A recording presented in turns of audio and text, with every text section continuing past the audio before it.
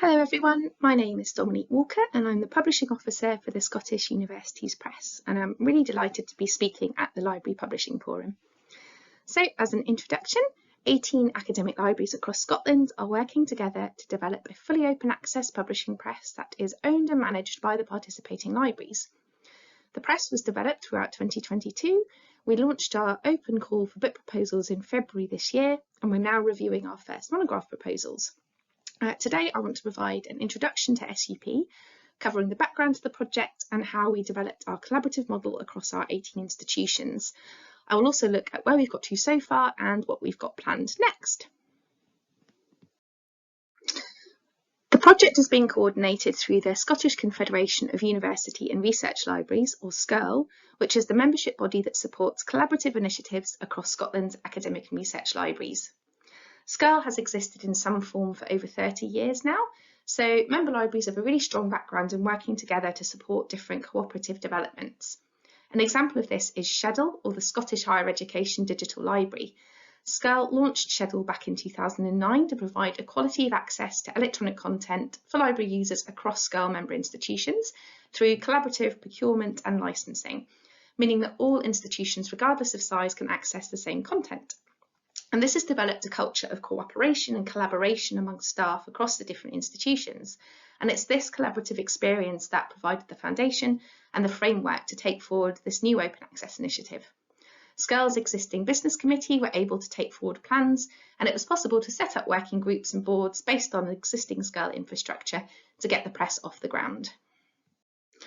So why did SCURL libraries decide to set up an open access press?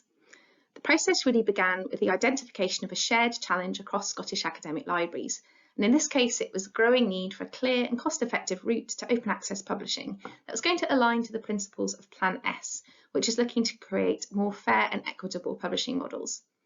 In the UK, from the 1st of January 2024, monographs with funding from the UKRI, which is the national funding agency here in the UK, must be made open access within 12 months of publication, and Coalition S members are also committed to full open access for monographs. It's also likely that the Research Excellence Framework policy will be updated to include open access for books too. So SUP aims to provide an easier and more cost-effective route to open access publishing for academics at our member institutions who are going to be affected by all these different changes. But as librarians, we were also very aware of how much we already spend on subscriptions, on read and publish deals and ebook licensing with commercial publishers. And these prices are only likely to increase as publishers start to look at open access for books and how this will affect their profits. SCURL libraries spend around £30 million a year providing access to electronic resources for learning and research. The open access infrastructure created through SUP, therefore, has the potential to save money in the long term by repurposing subscription funds to cover open access publishing. But beyond meeting this immediate objective related to the policy landscape, there's also a more general appetite to explore alternative approaches to academic publishing that have got the needs of the academic community in Scotland at the core and are owned and managed by the community themselves. Through SUP, researchers at Scottish institutions have got an opportunity, but also the functional means to effect some long-term, meaningful change in the academic publishing landscape. And all this work is happening in a wider context of other brilliant work being carried out at institutions in the UK to solve issues surrounding access to research. For example, the various rights retention strategies recently announced by universities such as Edinburgh and Aberdeen. Libraries are also starting to show their power by threatening to walk away from expensive deals with publishers such as Elsevier and Springer. And Plan S funders also announced an end to support of transformative agreements from 2024. So this is an ever-changing landscape that we're really happy to be part of. So SCURL members knew they had the capacity to work together to deliver a mutually beneficial outcome for the sector in Scotland, and in 2019, SCURL commissioned research to test the proof of concept for a collaborative universities press. The resulting report was really favourable towards the prospect, and discussions then began on taking forward the findings. The COVID pandemic interfered with plans, so 2022 turned out to be the year of action. There are 18 SCURL institutions involved in the press, ranging from the larger research intensives to smaller, more specialist institutions. There's an understanding that there'll be a considerable variation in the publishing needs of our different members, so one of the first steps in the development of the press was looking at governance. We wanted an open and inclusive management structure so that all participants have an equal voice in decision making. So the management board of the press was formed in late 2021 with a representative from each participating library, and the management board will provide the strategic direction for the press. In late 2021, the management board made some decisions about the scope of the press. So we will have an online open access publishing platform where digital content is freely available to all with CC BY licenses. The scope of publishing will initially focus on monographs and edited collections on any subject by academics at one of the 18 participating institutions. We're focusing on monographs and edited collections in this initial phase because we think there is the strongest need here for alternative approaches. Print copies of books will be available to purchase using a print-on-demand service because we understand that print options are still really important for monographs. And it was really important for us to prove to our academics that we take research integrity seriously and that we will publish high quality content. So all proposals and manuscripts will go through a rigorous peer review policy that's managed by an editorial board. We'll also provide a full publishing service to our academics, as you'd expect from a more traditional publisher.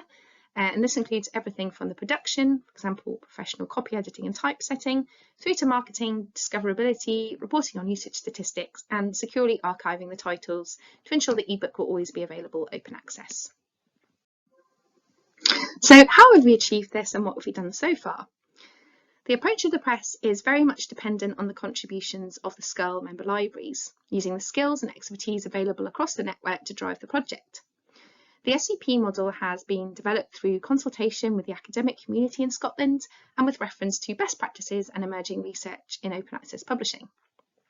Member libraries contribute to running costs through a subscription. The subscription varies depending on the size of the institution, and it's based on existing SCUL bandings, so smaller institutions are paying less than the big research intensives. And this covered the startup costs, for example, the branding and website, and also the fixed costs of running the press, including staff salaries and platform hosting fees. We operate on a not-for-profit basis, and any surpluses will be reinvested in the press for the benefit of all our partner institutions. When it comes to the online platform, we decided on a local rather than an outsourced option, and the platform is currently being developed via the existing SCUL shared service route with the University of Edinburgh using Open Monograph Press. And this approach not only fits well with our not-for-profit ethos, but gives us greater control over the direction of the press and platform. We're reassured that open source software hosted by a participating library is unlikely to be sold to a commercial third party. The SUP editorial board is formed of 14 academic colleagues from participating institutions. We decided from the outset we wanted to be as open and transparent as possible, so our call for editorial board members was opened up to all academics at our participating institutions. We weren't really sure how much interest we would get, so we were delighted with the positive response to our call for expressions of interest. And after a recruitment period, the editorial board was announced in July 2022. We made sure that members represented a wide range of institution types and different areas of Scotland, as well as academic disciplines. We've included 2 specific places for early career researchers, giving them experience of working on the board with guidance of more experienced colleagues. There are also 2 external members, Frances Pinter, who is heavily involved in open access publishing, and Kat Ball from the Scottish Funding Council, and these members will provide publishing and policy expertise that we need. The board quickly developed our peer review policy based on the AUP Best Practices for Peer Review Handbook and also COPE's Ethical Guidelines for Peer Review. They're a really enthusiastic group and seem keen for the press to be a success. One aspect that we did have to outsource was the book production side, so that's the copy editing, the typesetting and the file design and creation. We used our network membership with an association called Publishing Scotland to find a local employee-owned company who will work with us to produce our first books. I mentioned earlier that the management board provide the strategic direction for the press. They've also formed various working groups to focus on key areas of development. Firstly, there is a communications group who are developing the communication strategy and looking at ideas for future communications, such as blog posts and podcasts. They'll also monitor our communications to make sure they are user-friendly and accessible, and we'll look at the impact as well, because communicating and raising awareness about the press at our institutions is a really key activity for us. There's also a training and development group who will look at targeting training about SUP across different groups of staff at our institutions, such as frontline library staff and research support staff, and they'll look at the creation of online guidance and training webinars. And lastly, there's a policy and research group, which will monitor the open access landscape and identify implications specific to SUP. And this group will also work on funding options, which I'll talk about in my next slide. SUP works on a subsidised model. As I mentioned earlier, member libraries are covering the fixed costs via subscription, but we also receive in-kind contributions from our management and editorial boards. In order to cover their title-specific publishing costs, such as the copy editing and typesetting, we do still have a production charge that's payable by the author or their employer or funder upon acceptance of a book for publication. The charges will vary depending on the content length and complexity, and we've split the costs into 3 bands, as you can see on the slide, ranging from £3,500 up to £5,500, including VAT. Due to the subsidised model, we're able to offer much lower charges than commercial publishers, where book processing charges range from £8,000 to over £15,000. And we want to be much more transparent with our costs as well, and aim to explain to academics what they are actually paying for. We're aware that not all academics at participating institutions will have funding from a grant or from their institution to cover these production charges. There is currently a variation in approach across institutions in how to cover open access charges for unfunded content. In some cases, universities do have central funds to support open access, so there'll be a route to financing publication at institution level. And this has already proved to be the case for several of our proposals, where the library has been able to cover the production charge from their own funds. Other institutions are currently scoping the support they can offer, and SUP are surveying our member institutions to better understand this complex landscape. And it is likely that more funding will become available for open access book publishing in the future. There are lots of interesting new models being developed all the time. For example, JISC's new open access community framework, where publishers can offer open access content models and seek financial support from JISC institutional members. And the Open Book Collective was also just launched as well. So the model we have now is a good and sustainable starting point. However, ideally, we would like to move towards a diamond open access model where there is no fee, and we are scoping alternative funding options to make it more equitable for authors. So after all of the preparatory work, we were finally able to launch our call for proposals. In November 2022, we launched a time-limited call for monographs that were complete or near complete. The aim of this call was to source content that we could publish relatively quickly. It's important for us to be able to demonstrate the quality of our content to researchers. We didn't have high expectations, as we are aware that most near-complete manuscripts will already be under contract, so we were pleasantly surprised that we received 4 proposals by the deadline of the 18th of January. We then launched our open call for proposals on the 3rd of February, and I provided various communication materials to institutions to help promote the call. And quite quickly after the launch date, we received an additional 4 proposals, and we were really pleased with this, as we'd only been expecting maybe 1 or 2. So the 8 proposals came from 5 different institutions. Another worry we had that we would only receive proposals from one of the bigger institutions, for example. And we've been really pleased with the high engagement and the enthusiasm from staff so far. The next step was to test out our review processes. An internal review process was completed for all 8 proposals, and the editorial board approved 7 of these to proceed on to external peer review. And this is another first for us as a press. It's a chance to test out our policy and see if we need to firm anything up or develop in some areas. We also started the SUP peer review network, where staff can sign up to join our bank of reviewers using a form on the SUP website. This is useful for us to identify reviewers, but also for staff to feel more involved with the press, and we're at nearly 70 members now. We also decided to offer an honorarium payment to reviewers, as we want to recognise the value of their input. So we've received many of the reports back now, and we're hoping that the editorial board will be able to make decisions on the proposals at their meeting in May. So that covers where we've got to so far, and we'll potentially have our first manuscript in early June. So we're now preparing for the next steps. We're finalising the author contract, author guidelines for manuscript submission, and our style guide. And tied into this is a need to provide some guidance for authors about third-party copyright. We found out from other presses that authors do need extra support when requesting rights for third-party content for open access books. And we'll be looking to work with the SCURL Copyright and Legal Group on this. We're also developing our marketing strategy. We also want to ensure our content will be discoverable with high quality metadata, and although it seems very far away, we're looking at preservation options and measuring usage. We're also still scoping out the support we can offer to early career researchers in publishing an open access book, and we're aiming to host a workshop for ECRs later in the year.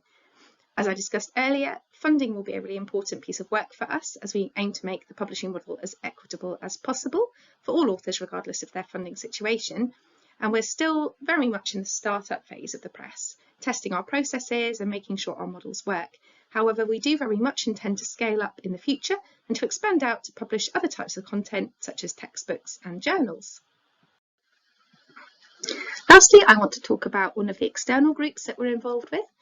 We've participated in the creation of the Open Institutional Publishing Association. This was driven by JISC and is bringing together various open access institutional presses across the UK to establish a community of practice for all types of institutional publishing activity. The association will allow members to share knowledge, foster collaboration, and to support and learn from each other.